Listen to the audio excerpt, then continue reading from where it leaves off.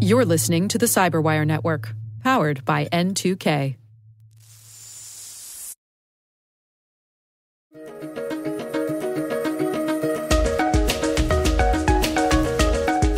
Hello, everyone, and welcome to the Cyberwire's Research Saturday. I'm Dave Bittner, and this is our weekly conversation with researchers and analysts tracking down the threats and vulnerabilities, solving some of the hard problems, and protecting ourselves in a rapidly evolving cyberspace.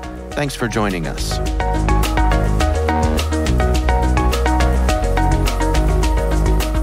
Last year, we published a paper called Half and Half, where we reverse engineered the intricate details of the branch predictor within modern Intel processors. That's Hosein Yavarzadeh, a PhD student at the University of California, San Diego. Today we're discussing his work on Pathfinder, high-resolution control flow attacks exploiting the conditional branch predictor.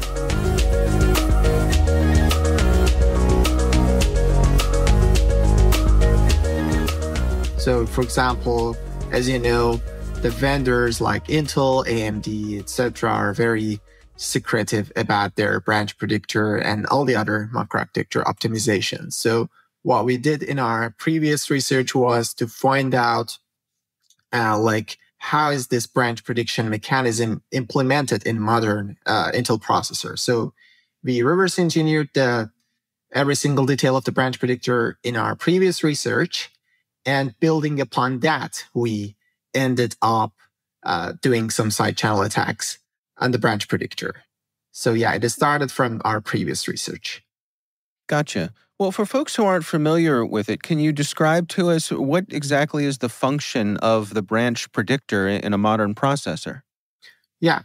So in computer architecture and computer systems, a branch predictor is a vital optimization to the CPU, to the processor that tries to guess which way a branch will go. For example, think about an if-then-else structure. So it guesses which way a single branch, for example, if a statement will go. Will it be taken or not taken?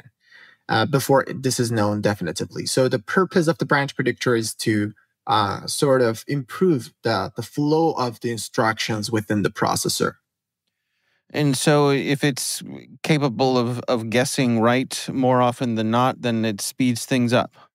Yes, exactly. So for example, in modern processors these days, it's like 99%, 98% predicting the accurate, direction of the branches. And when you're capable of predicting 98% correctly, so you speed up the processor a lot. So in your previous research, when you all were reverse engineering this, what was the process for that? I mean, were you able to do it in a traditional way, by use of computer, or were you decapping the CPUs? How did you go about it? Yeah, so the way we started the reverse engineering of the branch predictor was running some well-crafted experiments on a bare metal CPU, on the targeted CPUs we had, and measuring some performance counters. For example, we were measuring the number of branches, number of mispredicted branches, number of taken, not taken branches, all those detailed performance counters. And by running some well-crafted experiments and seeing the outputs, we were able to, for example, distinguish between different behaviors that we see from the processor itself or from the state-of-the-art branch predictors implemented and designed in the literature. So by doing that process recursively, like doing experiments and getting outputs and updating our model, we managed to reverse engineer the branch predictor structure. I see. Well, let's dig into your most recent research here. I mean, what exactly are these two novel attacks that you all discovered? Yeah, so this paper, Pathfinder, introduces two novel attack side channels, which can leak or extract and manipulate or write the some structures within the branch predictor of the conditional branch predictor in modern processors. So these primitives, the attack primitives we designed, enables us two new classes of attacks. So the first attack can recover the entire control flow history of any victim program by exploiting the read primitives. And we demonstrate this by a practical secret image recovery based on capturing the entire control flow of libjpeg routine. So libjpeg is a library for compression, decompression, and all the other algorithms related to image processing stuff. And the second attack, we show that we can launch extremely high-resolution transient attacks, like Spectre-style attacks, by exploiting the write primitive. So we show that this attack can be used to recover the AES key based on extracting the intermediate values of the AES algorithm. And what do you suppose would be the real-world applications of these vulnerabilities? If someone were looking to exploit this, what would be the circumstances that they would have to find themselves have available to them? Well, we showed that, given the other defenses like Intel provided against speculative execution attacks, we show that still speculative execution attacks can be found in wild. For example, in applications like libjpeg, AES, all the other applications that are vulnerable to these type of attacks can be exploited by these type of attacks, the branch prediction related attacks. So I would say, like, if there is any secret dependent, any control flow dependent application that the control flow depends on the input, our attacks will work.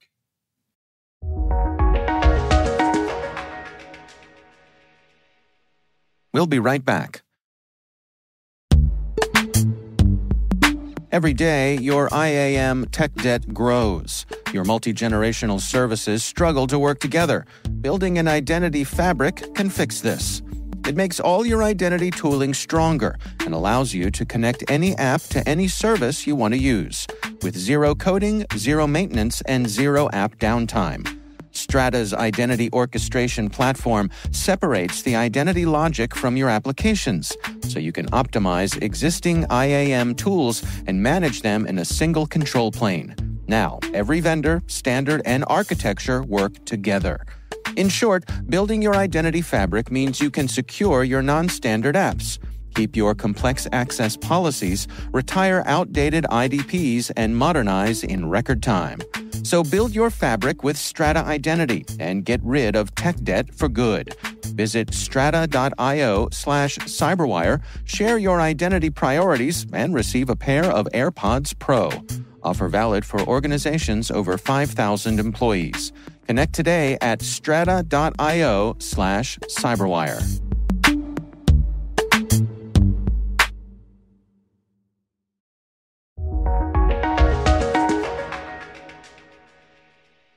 And so what are the ramifications of this? How serious a discovery do you estimate this is?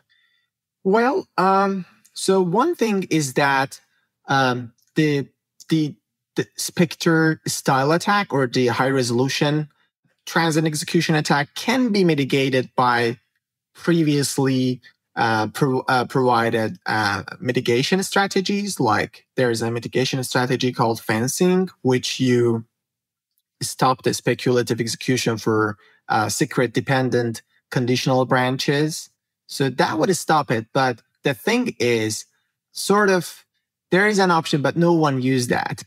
It's not implemented in the wild, in the libraries, in the Linux kernel, and those sort of applications. So that's the thing. The another attack we have, which is the control flow recovery, or extracting or leaking the control flow of almost any victim program, that can be also mitigated by the constant time programming method. But the thing is, again, no one wants to use that method because that comes with performance overhead. For example, let's say like 50% performance overhead. You don't want to slow down your code or at least all of your code or all of your programs by 50% just because of the security. So, and yeah, we actually targeted and implemented our attack on Intel-provided library called Intel IPP. So this Intel IPP is a crypto library developed by Intel, and we implemented our attack on top of it, and we showed that this is vulnerable.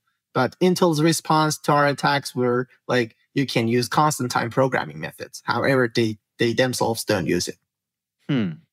Yeah, I mean, you all went through responsible disclosure here, and are you satisfied with the responses from the chip manufacturers, or are the responses a little frustrating?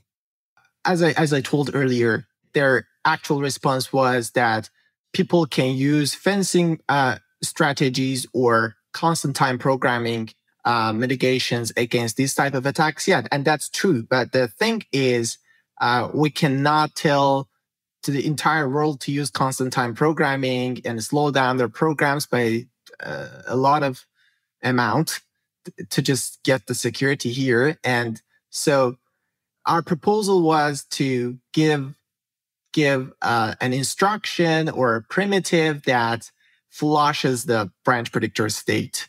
For example, in context switches from one security domain to another and vice versa, which comes with much less performance overhead. So that's the situation. I see. So where do you suppose we're headed then? I mean, with the major chip manufacturers made aware of this, do you suppose that future processors will take this into account? In my opinion, yes. Like starting 2018, when the Spectre and Meltdown attacks came out, so I think manufacturers and the vendors, chip vendors, have started thinking about the security flaws within the macroarchitectural optimizations. For example, branch prediction, and it's not only branch prediction, like caches, other optimization within the CPU. I think they are definitely going to take this into consideration and have some security team doing some research and analyzing the optimization to make sure there's no like security flaw within them. And it seems to me like this sort of thing, this functionality within these chips, something like branch prediction, has become such a fundamental part of the architecture of these chips. It's hard to imagine it not being there in some form. To oversimplify things, I imagine if someone if they're in a situation where they have to have a high degree of security, going into a control panel and turning off branch prediction. But it's not that simple, right?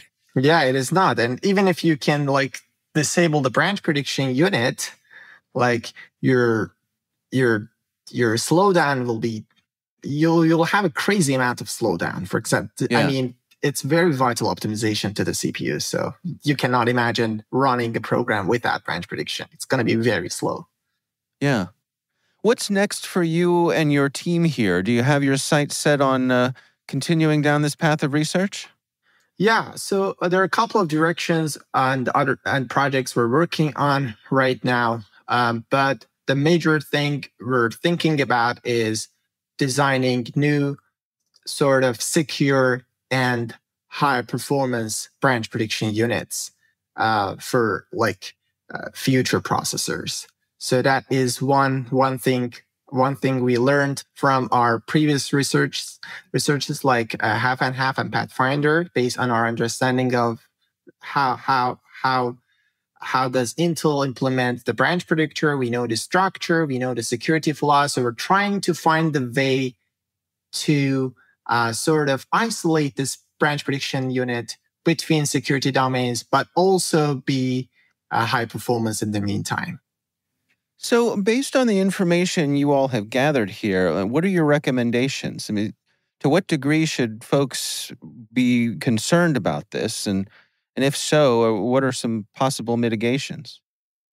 So yeah, as we discussed in the paper, we showed that these attacks can be actually used in the wild. For example, leaking secret images from libjpeg library or leak AES key from AES encryption decryption functions. So this is a serious problem. And in my opinion, so the users definitely would want to use, for example, I don't know, like fencing strategy or constant time programming strategy to mitigate these type of attacks, which comes with sort of high performance overhead.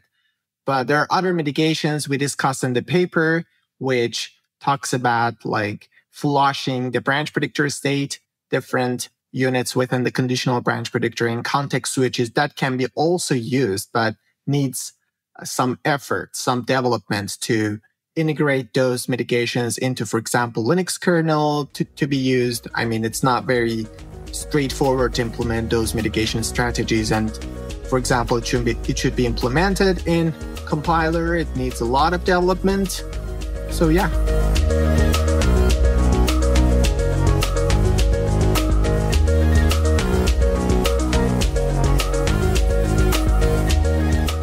Our thanks to Hosein Yavarzadeh from the University of California, San Diego for joining us. The research is titled Pathfinder, High-Resolution Control Flow Attacks Exploiting the Conditional Branch Predictor. We'll have a link in the show notes.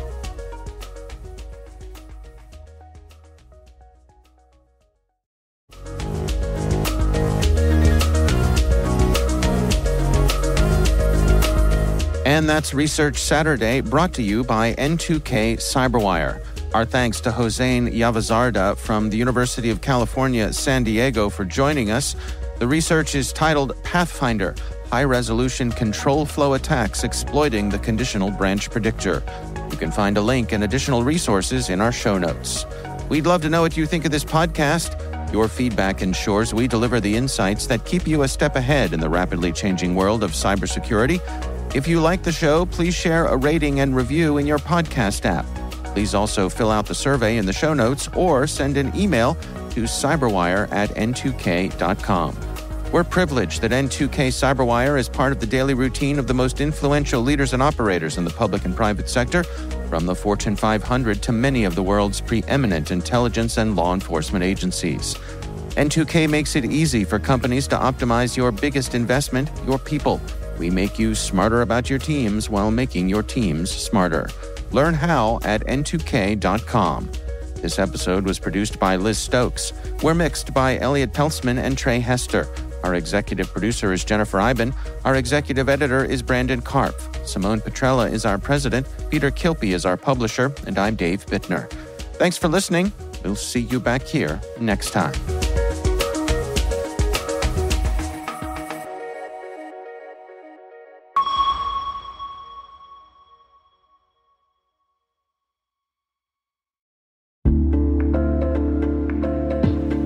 Hey listeners, we're always looking for ways to improve the N2K Cyberwire network and maintain the intelligence-driven news experience that keeps you in the know on the latest developments in cybersecurity. We've launched our 2024 audience survey and would love for you to take a few minutes to share your feedback. And hey, there's even a chance to win a $100 Amazon gift card if you complete the survey. Visit cyberwire.com/survey. That's cyberwire.com/survey and share your feedback now.